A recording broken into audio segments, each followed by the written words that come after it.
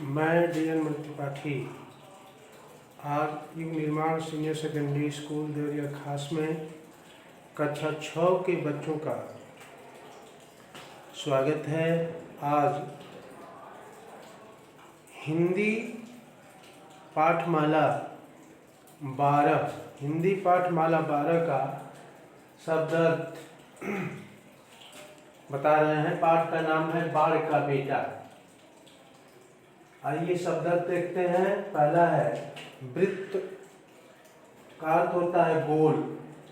गुर का अर्थ है तरीका या गुण। धान माने होता है चावल।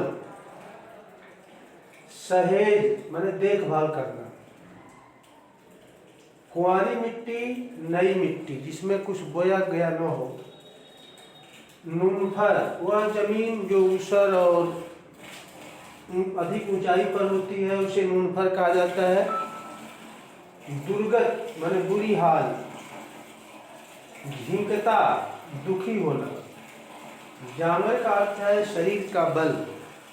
इसको लिखे हैं हिंदी के प्रसिद्ध लेखक राम वृक्ष बेनीपुरी, जिनका जन्म बिहार के मुजफ्फरपुर जिले के बेनीपुर गांव में हुआ, इसलिए उनका नाम राम वृक्ष बेनीपुरी है। बेनीपुरी जी स्वतंत्रता आंदोलन के सैनिक, कुशल पत्रकार और अपनी विशिष्ट शैली के साहित्यकार थे। इन्होंने अपने जीवन काल में 1 दर्जन से अधिक पत्र पत्रिकाओं का संपादन किया। स्वतंत्रता प्राप्ति के बाद इन्होंने समाजवादी दल में शामिल होकर सक्रिय राजनीति में भाग लिया और विधानसभा के सदस्य बनाए गए।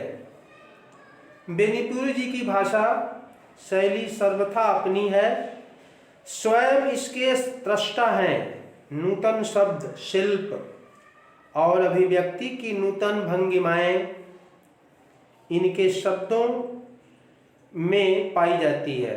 शब्द चित्रों के अतिरिक्त इन्होंने कहानी, उपन्यास, नाटक विधा की श्रेष्ठ कृतियां लिखी हैं। इनकी प्रमुख कृतियां हैं माटी की मूर्तें, गेहूं और गुलाब, बंदे बाड़ी विनायको, कैदी की पत्नी, चिता के फूल, नाटक में अम्बपाली, नेत्रदान, सीता की माँ, संघमित्रा, गांव के देवता, नया समाज। इन्होंने लिखा है बाढ़ का बेटा।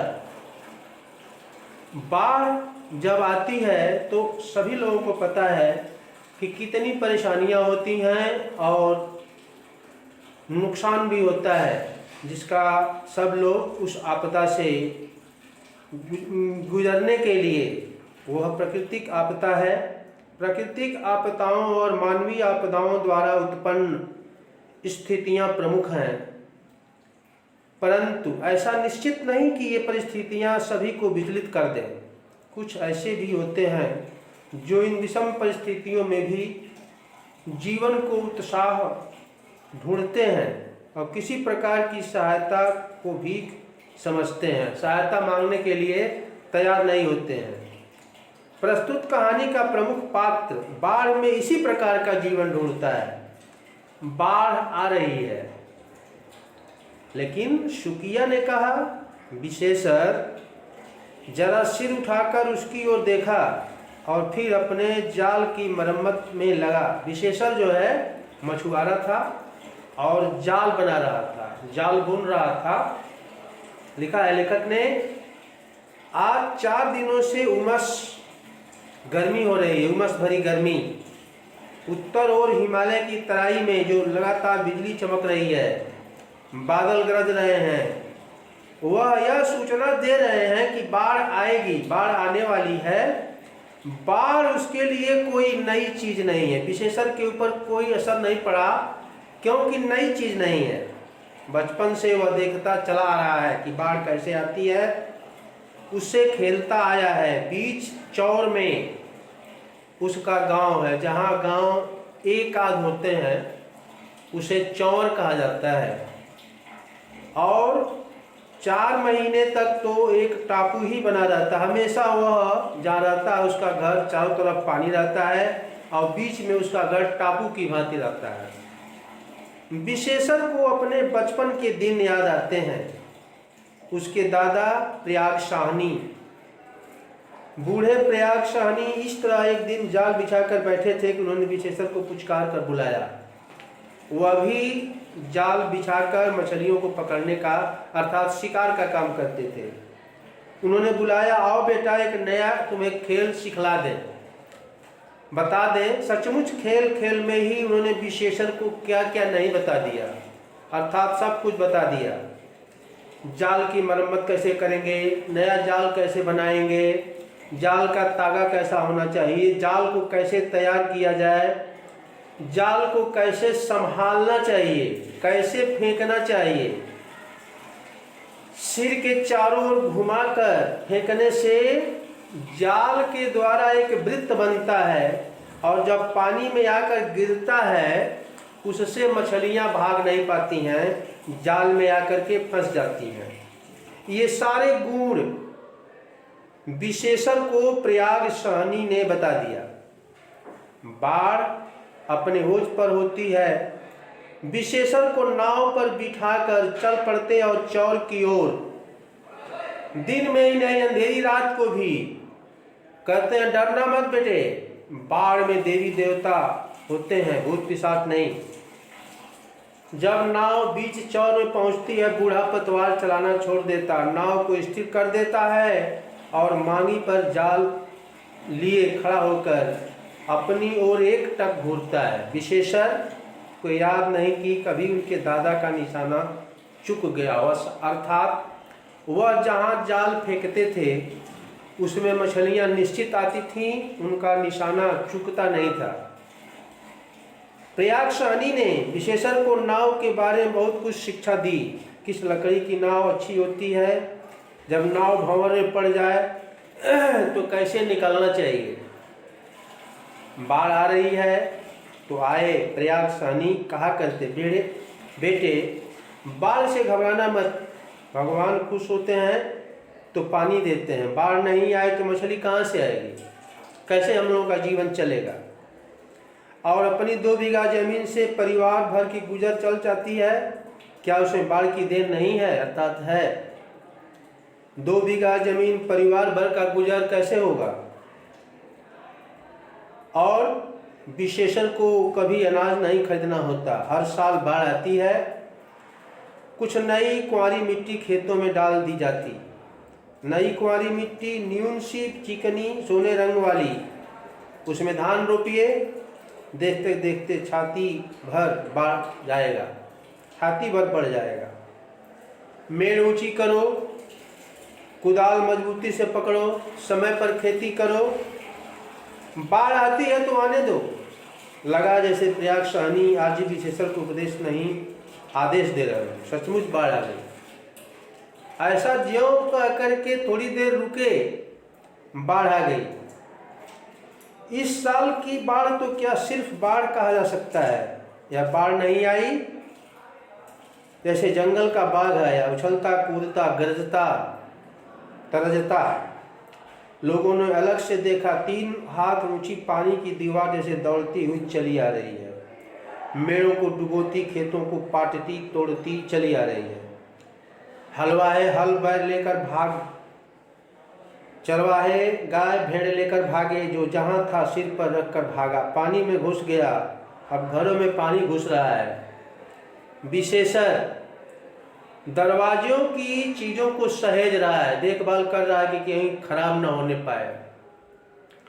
ढोरों को संभालता था, चारे को संभालता था, ईंधन को संभालता था, सब कुछ देखभाल करता।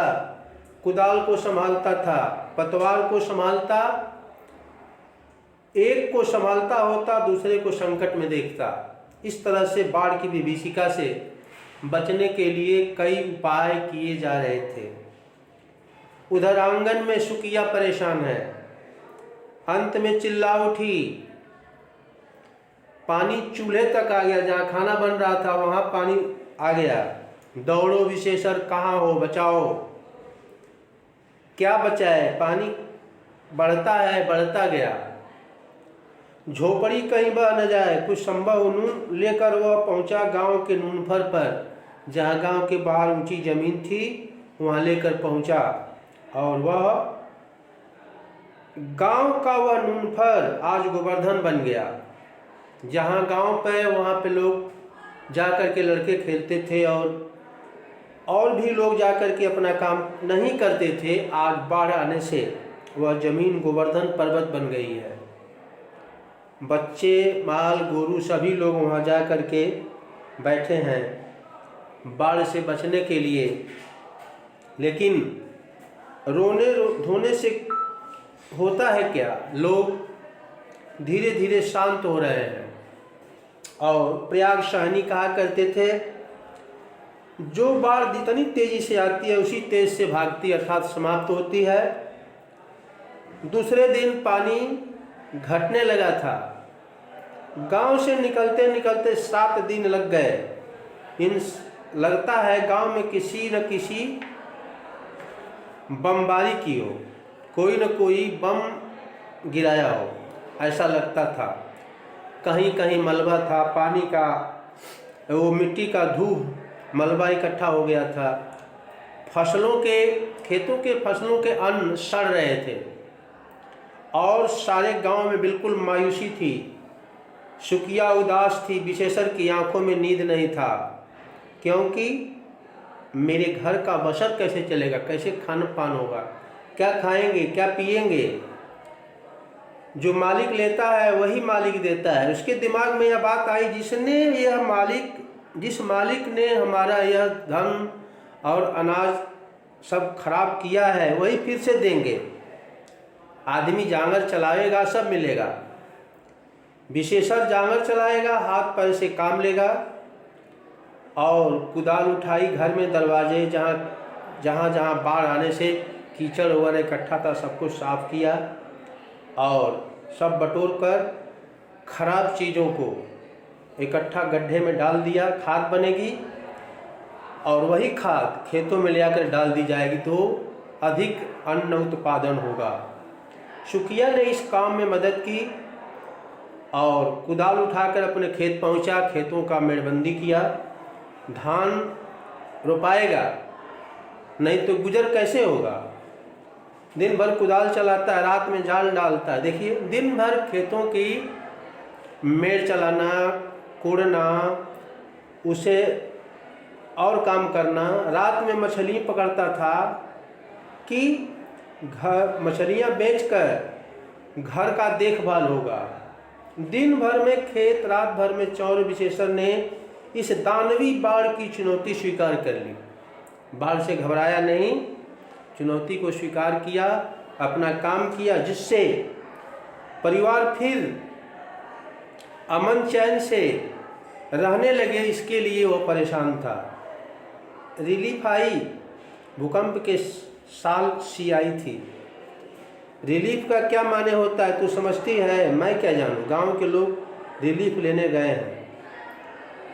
रिलीफ माने भीख। वो कह रहा हमको भीख नहीं चाहिए, भूखों मर जाना ठीक है, भीख मत मांगना, लोगों को भीख मांगने दे। इस कुदाल और जल पतवार की खैर मनाओ। कुदाल और मेरा परिश्रम नाव की पतवार रहेगी तो हमारा परिवार अमन चैन का जीवन व्यतीत करेगा। बोरे के चावल गड्ढे के नोट बट रहे हैं, लेकिन विशेषर अचल अडिग अपने काम में जुटा हुआ है। बोरी के नोट बट रहे हैं, बोरे के चावल बट रहे हैं, लेकिन विशेषर ने कहा कि हमें नहीं चाहिए। अब पानी कम हो रहा है, अपनी हंसुली दे बंधक रख करके। पैसे नहीं थे। हंसुली मैंने गले में पहनने का एक सोने का आभूषण होता है, वो ले जा करके बंधक रख दिया। और बंधक रखने के बाद उससे बीज खरीद करके लाया, पैसा जो मिला। और वह बीज, धान का बीज उसने डाला और बीज हुआ, और उस बीज से धान के खेतों की रोपाई की गई। और रोपाई करने के बाद खेतों में वह परिश्रम किया, उस साल भरपूर अनाज पैदा हुआ। बाढ़ आए या सूखा पड़े उसकी चिंता नहीं थी। धान में हरिहरी आने में ही पखवाड़ा लग जाता, पर वह जुटी है, डटी है। हरे हरे धान की भी जमीन पाते ही सिर उठाने लगे। खेत रोपा गया, रोम रोम पुलकित हो गया उसका। बाढ़ आती है, बाढ़ जाती है, समय पर यदि खेती हो गई तो सारी क्षतिपूर्ति हो जाती है, इससे कोई मतलब नहीं है। यदि समय से हो गया खेती तो जितना भी नुकसान हुआ है सबकी भरपाई हो जाएगी। उसकी आंखों में दृश्य नाच रहा है। जब ये बीज लहलहा उठेंगे, बढ़ेंगे, तब कार्तिक में छाती भर धान आ जाएगा और माघ आते ही खेतों में सरसों का पीला समुद्र लहराने लगेगा। उसी समय आकाश में एक हवाई जहाज जा रहा था। इधर बाढ़ के आई हवाई जहाज की भरमार हुई। नेता जा रहे हैं, अफसर आ रहे हैं, नेताजी आ रहे हैं, कई नेता लोग आ जा रहे हैं, पैसा बांट रहे हैं, चावल बांट रहे हैं, इंजीनियर आ रहे हैं। इस प्रलय कांड से लोगों को प्राण कैसे मिले हैं ये देखें। सुखिया का ध्यान ऊपर गया, वह बोली हवाई जहाज जा रहा है। विशेषण अपनी अंगुलियों से बीजों को छटकाते और रोकते हुए बोला, हवा में मत देख, हमारा काम जमीन देखना है। ऊपर मत देखो, हवा में मत देखो, कोई लाभ नहीं है, अपना काम करने की आवश्यकता है। हम जमीन देखें, अपना काम कर रहे हैं, हम अपना काम करें। और सचमुच उसकी नज़र ऊपर नहीं गई, वह उसी लगन से, उसी तल्लीनता से अपना खेत रोपता रहा। ये होता है काम में अपने लगन होगी, निष्ठा होगी तो निश्चित ही सफलता मिलेगी। इस बात का गवाह है विशेषण। और यह पाठ समाप्त होता है। आप लोगों का प्रश्न उत्तर लिख करके आपके व्हाट्सएप ग्रुप पर भेज दिया गया है। शब्दार्थ आप लोग लिख करके साफ साफ लिखेंगे। प्रश्नोत्तर, शब्दार्थ और परिचय, लेखक परिचय लिख करके याद करेंगे। याद करके अपने व्हाट्सएप ग्रुप पर भेज देंगे। आज के लिए बस इतना ही। धन्यवाद।